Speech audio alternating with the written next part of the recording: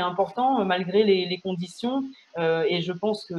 la discussion qu'on va avoir aujourd'hui va le montrer parce qu'à mon sens, on est rentré là depuis une semaine dans une nouvelle période, que le besoin d'échange, de discussion et de se voir également entre nous parce que on voit souvent remonter des comités la volonté justement de constater cette appartenance, cette organisation nationale de tous les comités, qu'on peut voir peut-être plus nous quand on reçoit sur le mail du CN2R toutes les informations, etc., mais que tout le monde ne constate pas. Et je pense que c'est important déjà aujourd'hui de constater ça. Le nombre de participants atteste déjà, je trouve, de cette force et c'est vraiment un élément, à mon avis, très important. On est dans une nouvelle situation parce que depuis un peu plus d'une semaine maintenant, la situation en France et dans le monde a été marquée par des manifestations, par des rassemblements extrêmement importants, extrêmement nombreux. Et je partirai bien sûr de la situation aux États-Unis. Vous avez partout aux États-Unis, dans de très nombreux États, dans de très nombreuses villes américaines, des milliers, des centaines de milliers qui ont déferlé dans les rues suite à l'assassinat de George Floyd, agenouillé, terrassé par un policier là, alors qu'il était couché au sol. Ces images ont marqué bien sûr l'Amérique et le monde. Et on peut dire que tous ces jeunes qui ont manifesté, qui se sont rendus dans les rues, l'ont fait pour exprimer leur colère et le rejet de la violence d'État organisée aux États-Unis, qui n'est pas nouvelle évidemment, notamment à l'encontre des Noirs. Mais ce que l'on observe, c'est que dans ces manifestations, c'est pas seulement les Noirs justement qui étaient là, c'était des jeunes, c'était des Noirs, mais c'était aussi toute une frange de la population américaine qui justement voulait marquer en quelque sorte à travers cette colère, ce ras-le-bol, leur unité, je dirais, face au gouvernement et face à ses décisions. Et tout cela s'est fait en plus en plein état d'urgence chez eux aussi, en plein confinement. Donc ils ont rompu de facto le confinement et là-bas aussi toutes les mesures qui étaient imposées. C'est vrai donc aux États-Unis et dans la continuité en France, on observe des choses qui sont du même tonneau. Alors, on avait la semaine dernière, et Information Ouvrière a titré là-dessus, vous l'avez vu cette semaine dans sa une, les 10 000 travailleurs de Maubeuge qui ont manifesté c'était samedi dernier. Et là aussi, malgré l'état d'urgence, l'interdiction de se rassembler, ils sont descendus dans la rue pour défendre leur emploi, pour empêcher la délocalisation de l'usine Renault, même usine Renault qui a reçu plusieurs milliards du gouvernement et qui finalement annonce des suppressions de l'ordre de 5 000 emplois. Donc là aussi, on était sur des éléments de rassemblement et de manifestation très importants. Et puis, il y a eu le 2 juin à Paris, ce rassemblement devant le TGI de Paris à l'occasion du procès pour le jeune Adama Traoré, lui aussi assassiné il y a quelques années par la police au cours d'une altercation. Et ce rassemblement, alors pour plein de raisons, mais s'est inscrit parfaitement dans le contexte américain de manifestations que j'évoquais avant, et là aussi a rassemblé 40 000, 50 000, 70 000, 80 000, on ne sait pas, mais c'était vraiment extrêmement massif. Vous avez peut-être vu les images, et notamment les images vues du ciel, mais qui disent justice pour Adama, qui exige la fin de la répression, notamment de la répression policière, de la violence d'État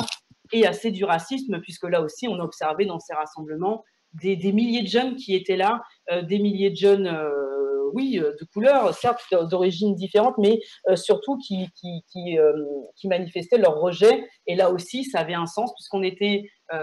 quelques semaines après la fin du confinement et on sentait véritablement cette volonté de faire soulever cette chape de plomb que tout le monde a subie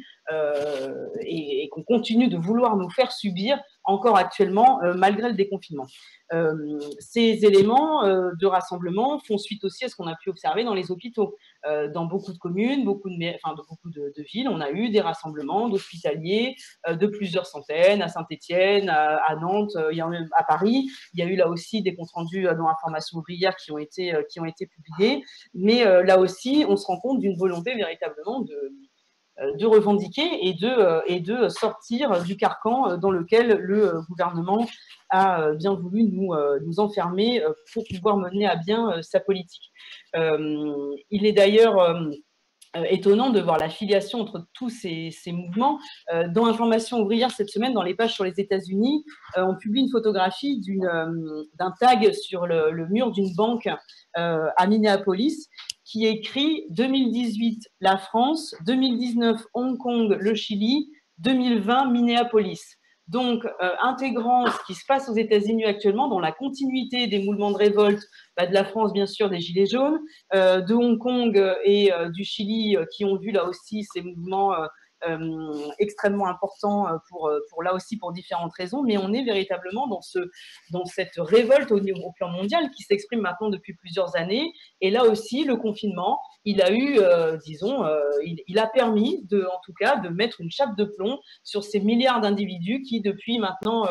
plusieurs années, se révoltaient et manifestaient. Ils auraient pu rajouter l'Algérie, d'ailleurs, dans leur liste dont on avait parlé, mais on est dans ce contexte-là. Et on est dans un contexte où l'état d'urgence, je le disais, a été décrété. C'est un état d'urgence qui n'a de sanitaire que le nom. On l'a là aussi dit à plusieurs reprises et qui a pour conséquence, en revanche, d'avoir mis à mal les libertés publiques et, je l'ai dit, interdire les manifestations, les rassemblements, instaurant une forme d'état d'exception que tout le monde devrait subir au quotidien. Mais ce qu'on observe également, et ça, je pense qu'on en rend compte aussi très largement dans l'information ouvrière, c'est la manière dont le gouvernement utilise cette crise, utilise cet état d'urgence pseudo-sanitaire pour, main dans la main avec le patronat, utiliser finalement cette crise pour tout déréglementer, pour tout détruire et pour accélérer une politique déjà à l'œuvre avant le confinement. Évidemment, tout le monde a en tête le mouvement sur la réforme des retraites pour ne parler que de celui-là, mais pour accélérer véritablement, et plus qu'accélérer peut-être, mettre à l'ordre du jour des remises en cause et des réformes qui sont d'une gravité extrême. Et au nom, on va dire, de la crise, ça leur a permis du coup de s'en prendre aux salariés, aux travailleurs, aux fonctionnaires, aux hospitaliers évidemment, et de mettre aujourd'hui à l'ordre du jour, on l'a dit avec Renaud, des milliers de suppressions d'emplois qui sont d'ores et déjà annoncées, des licenciements, des fermetures d'usines, des restructurations monstres. Donc on voit bien que la lutte contre la crise permet en tout cas de justifier toutes les remises en cause, y compris celle de travailler plus, avec la fameuse question des 60 heures, y compris la petite musique qu'on entend depuis maintenant quelques semaines si on veut garder son emploi, il faudrait peut-être baisser son salaire, hein, bien aidé là aussi par la ministre Pénicaud qui se fait le relais direct du MEDEF. Donc on a toutes ces pressions, toutes ces menaces qui sont là et qui voudraient remettre en cause tous les acquis de manière extrêmement brutale. Et donc, dans ce contexte-là, le gouvernement utilise, pour faire passer tous ces plans, utilise et fait appel à ce qu'on peut appeler l'union sacrée, l'union nationale, c'est-à-dire cette manière de vouloir faire croire qu'il faudrait finalement s'adapter à tout, hein, à l'état d'exception, à la dérive totalitaire, à la remise en cause des libertés, à l'abandon des revendications, au prétexte qu'on ne peut pas faire autrement. Vous comprenez, c'est le virus, c'est l'épidémie, ça dépasse finalement tout, et ce n'est pas le moment, hein, évidemment, de faire valoir quoi que ce soit pour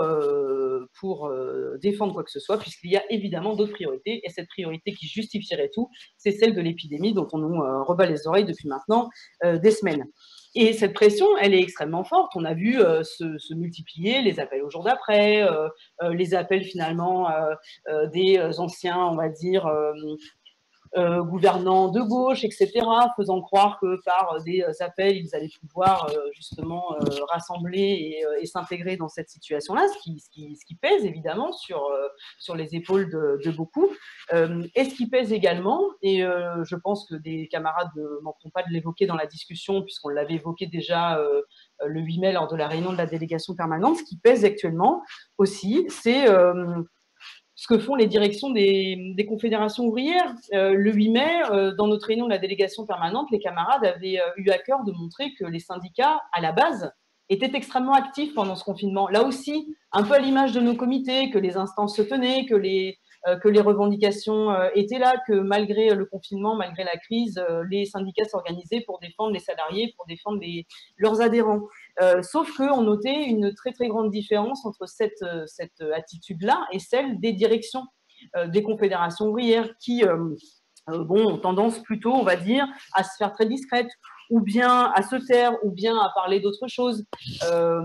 Prenons un exemple très récent. On a eu ces manifestations, ce rassemblement très important dont je parlais à Maubeuge pour la défense de l'usine Renault. moi, je suis syndiquée à Force ouvrière, je n'ai pas vu passer un communiqué de soutien à ce rassemblement, à ces salariés. Je pense que je ne suis pas la seule. Donc, il y a effectivement un problème. Par contre, voilà, on accourt auprès d'Emmanuel Macron lorsqu'il a besoin de réunir tout le monde, il y a encore quelques jours, lors d'un grand raout, pour organiser la suite avec, comme il les appelle, les partenaires sociaux. Donc, on a cette pression-là qui s'exerce,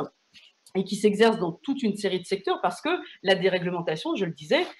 elle est très forte, elle ne s'arrête pas. Et que ce soit dans la santé, je pense que les camarades y reviendront dans leurs interventions, le discours qui visait à nous faire croire que